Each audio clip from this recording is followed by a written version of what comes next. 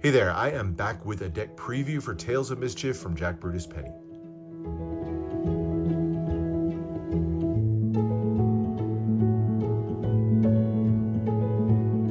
That's it, Dinah.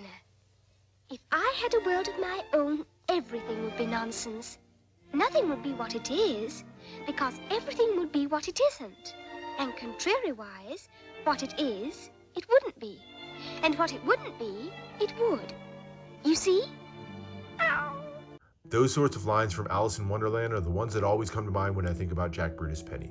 Calling himself a nonsense writer and illustrator, Jack creates entire worlds of whimsy and magic, laying them out to some of the most intricate designs being created anywhere in playing cards. I've had the pleasure to explore his creative universes through his first 3 decks, and now it's time for an all-new deck, Tales of Mischief, funding on Kickstarter now. If you like what you see here, check out the link in the description and join me in backing the campaign to help bring this deck to life. There's just a little bit over a week left to go. Now, I've been able to follow along with the development of this concept over the last year or so through Jack's incredible Patreon. So a small plug for that as well. Even just jumping in at the lowest level can do so much to support a talented artist, and the stories that he tells along the way are worth the price of admission. So I'll include a link for his Patreon as well down in the description if you're interested in that. But you're here to see Tales of Mischief, so let's get right into it. This prototype deck is a sneak peek of one of the 4 versions of the deck that are a part of the campaign. And each of the 4 decks celebrates one of the 4 mischiefs or clans of mice that are locked in battle with one another. Each mischief is inspired by a particular season, and my deck is my favorite of the bunch, the Whey of the Woods, tied to the season of autumn. Now, as a reminder, this being a prototype deck means you can expect some changes and improvements before the final version, and I'll call those out as we go, at least some of them. And of course, make sure to check out the campaign page to learn more. All that said, let's get started. All right, so starting with the tuck box, this is the Whey of the Woods, like I said, inspired by the season of autumn, and the color palette definitely screams autumn. The reds, oranges, and yellows, reminiscent of the falling leaves and the leaves changing color through the season. You get Tales of Mischief emblazoned across this top here, and then the Japanese symbol for forest here, obviously a fitting emblem for the wood mice that make their home here. And speaking of wood mice, you can see one of those mice here in the corner. So according to the story, the wood mice are rooted in the idea of acceptance. And so they put value in the notion that you should just move with the natural flow of the world. Let the world set where it is that you should be. The scene here is a beautiful one wrapped all the way around the tuck box. And you can see a few of the mice just kind of making their way as part of their daily life. Beautiful look to it overall. Now, this scene definitely looks very Japanese inspired, and it is, but make note the world here is not Japan per se. Instead, it's a fictional world completely out of Jack's imagination. But beautiful artwork on all sides of the tuck box. And the final version going to have, like I said, some big improvements, including cutouts that allow you to see into the interior of the tuck box, foiling, embossing that'll really kind of bring this next level. But already love it just for that artwork and the colors on this one. Can't wait to see the final version. As you open up the tuck, you'll see that artwork continues to the inner flaps as well. And while the prototype deck doesn't have any interior printing, the final version is going to have interior artwork and foil as well. So very cool look to the tuck box, but really can't wait to see the final version. But before that, we got to check out the cards, and we'll start off here with the back design. So each of the 4 versions of the deck will have its own back design, but for the Whey of the Woods, we get a look at the wood mice in their habitat. You can see a few of them here along the bridge that stretches over the water. You'll see things like the lanterns here in the corner, and just tons of little details to pick out all the way through. Definitely a busy look to it overall, but that's what I think makes Jack's artwork so fun. It's almost like a Where's Waldo puzzle on each card. Beautiful borderless design on this one. The reds and the yellows and the oranges, definitely a super vibrant color scheme. And of course, with that borderless design, you're going to get a great look if you use these in fans as well. But fun look to it overall, definitely in keeping with Jack's super distinctive art style. I absolutely love what's going on with the back design of these cards. But the real creativity starts to come in as we get to the faces. And we'll start off by looking at the 4 aces. First thing you'll notice is only one of the aces is done in full color. And that's because we have 4 different decks, 4 different mischiefs of mice, and each one of them is tied to one of the 4 suits. Well, the autumn deck for the wood mice is tied to the spade suit, and that's why that is the power ace for this deck. Oranges, yellows, reds, all in the background. And then you get this sort of cacophony of detail. Almost looks like a treehouse that's forming this loosely shaped spade pip in the center. The pagoda up there is the top. And then you'll see other little details in here. The signs plastered on the trunk of this tree, or the blue jay here in the corner with the worm in its mouth. And then you'll even see a couple of the wood mice perched here on the side, including this one with the Japanese symbol for forest there on its back. Beautiful look to it overall. Again, love those bright, vibrant colors throughout. The other three aces feature bits of the other three types of mice that make their way in this world. But of course, this isn't their deck, and so their background is just done in all white, but still large, beautiful pips on each. So for the diamonds here, we have the Way of the House. So the house mice here, and you can see that beautiful castle in the background. The clubs here are for the Way of the Islands and the home of the Ryukyu mice. They were said to be great sailors with a thirst for knowledge, and so you can see them there with the nets as they cast their nets trying to catch fish in the water, and then the mast of the boat up there at the top.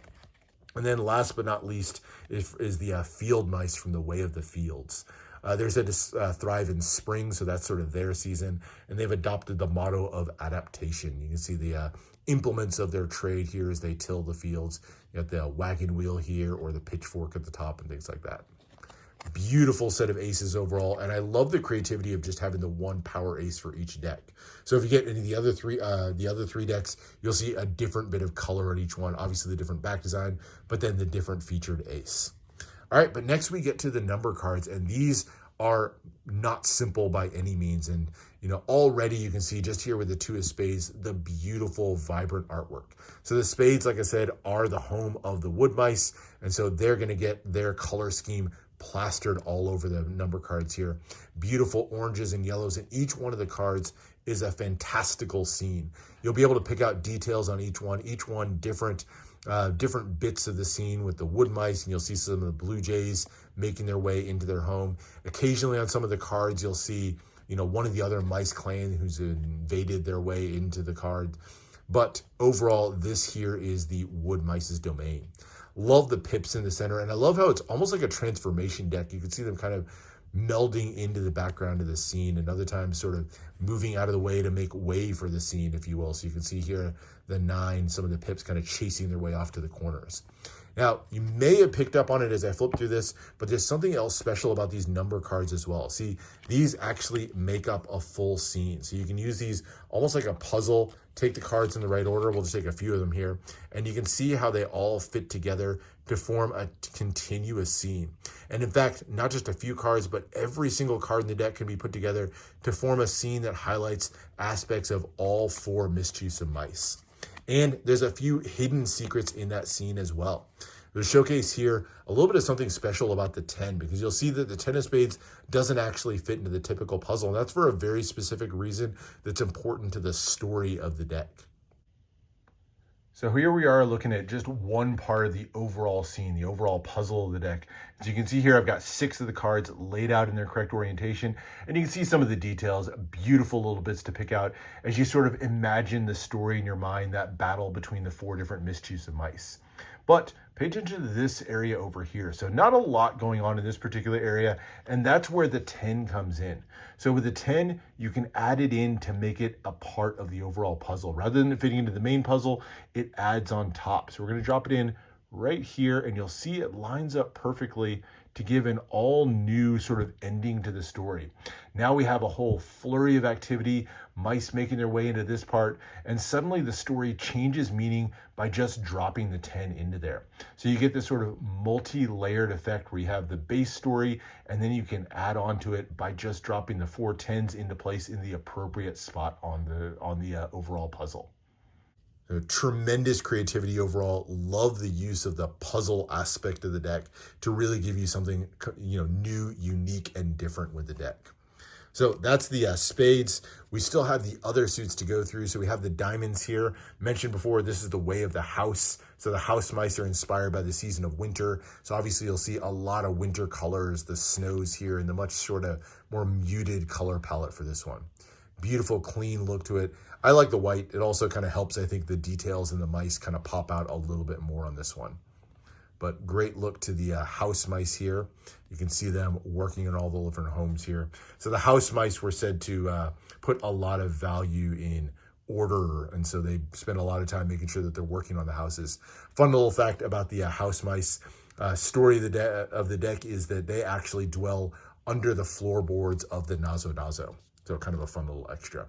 All right, so next we go to the waters for the Whey of the Islands. This is where the Ryukyu mice live, and you'll see them with their nets and fishing implements as you thumb through the deck. Their season is summer, so you'll see lots of like greens and yellows. Very summery feel to this one overall, but great scene work on these. And then finally we have the hearts, and the hearts are the Whey of the fields and the field mice, and their season, of course, is the season of spring, the season of growth.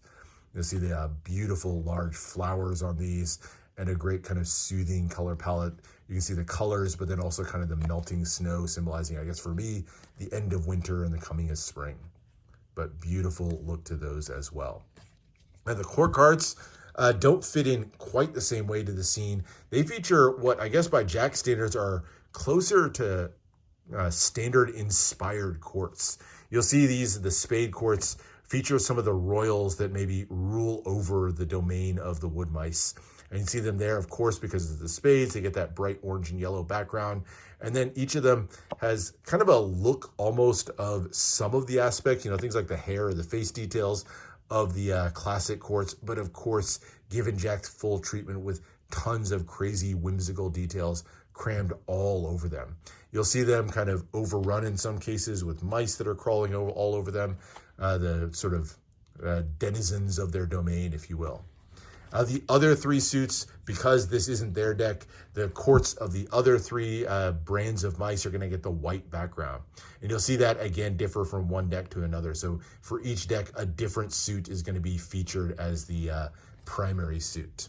Now, you can fan these together as their own sort of connected piece. You'll see here like the Jack, Queen, King actually do kind of fit together as well to form their own tiny piece of the puzzle as well, but definitely not as dramatic as what you get with the rest of the deck. So there's the club courts, and then finally the heart courts from the field mice. And then last but not least are the two jokers. And these are, I guess I would call it the final piece of the puzzle. So you can actually add these on to the larger image to make these a part of the image. But as you put these together, this kind of diptych here, you'll see the creature here in the center. This is the creature that sort of helps to serve as the inspiration for this deck. This is actually a fennec fox, this blue fennec fox here in the center. And that's the creature, I guess you would call it, I don't know, I guess I'll think of it as sort of the guardian spirit or something like that of the wood mice that make their home in this deck. So there's the beautiful fennec fox with its oversized ears. Just a really cool addition. And of course you can plop this little secret into the middle of the larger puzzle to add on to the image and kind of change the story in your own way. And there you go. That is the look at the autumn deck. Is that I only have one of the four prototype decks to showcase.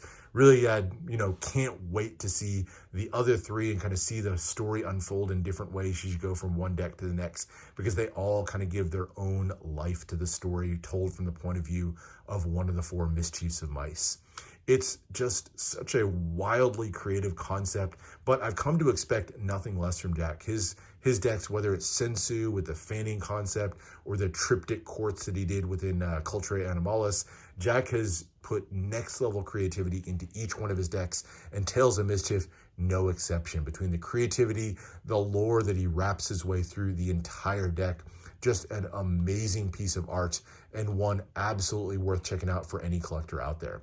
So like I said, the link is down in the description. If you're interested in being a part of the campaign, cannot recommend it highly enough. It is a masterpiece in every way in my mind.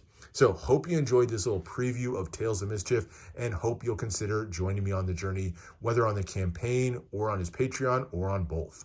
Thanks for watching, and make sure to subscribe for more deck reviews, more unboxings. Let me know what else you want to see, and I'll see you for the next one.